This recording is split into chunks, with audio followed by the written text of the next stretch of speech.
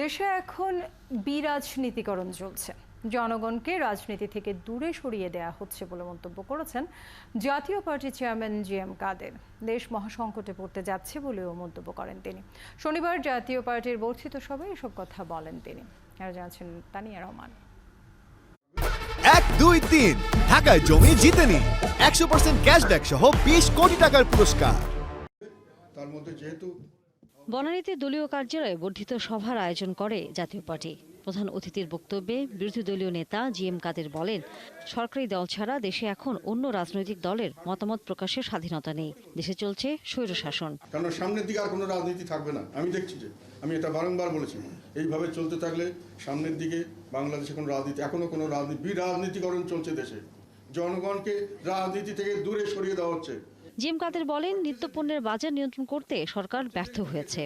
সরকার জনগণের ওপর সিন্দাবাদের ভূতের মতো চেপে বসে আছে। বর্তমান সরকার সিন্দাবাদের সেই দত্ত হয়ে জনগণের কাঁধে চেপেছে। এখন জনগণকে সে বলছে, জনগণের কথা সে চলবে না। দেশের মালিকানা, প্রজাদের যে মালিকানা, সেটা ছিনতাই হয়ে গেছে। এটা আমি আগেও কয়েকবার বলছি, মালিকানা তাদের হাতে নাই। এটা হলো বাস্তব কথা। এখন জনগণের কথায় দেশ চলবে, জনগণের কথায় সরকার পরিবর্তন হবে, এইরকম কোনো বিষয় ঘটছে না। জনগণের কথা বলারই অধিকার নাই, বলতে গেলেই নানান ধরনের সমস্যা। তা কথা বলার শোনারও কোনো দরকার নেই।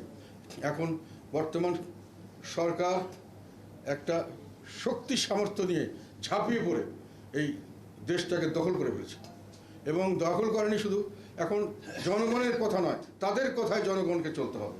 এই সরকারের হাত থেকে জনগণকে বাঁচাতে দলকে সংগঠিত করে আন্দোলন গড়ে তোলার তাগিদ দেন জি.এম. কাদের। আমাদেরকে সেই দিকে চিন্তা রেখে কাজ করতে হবে সামনে। তানিয়া রহমান, ৭১, ঢাকা।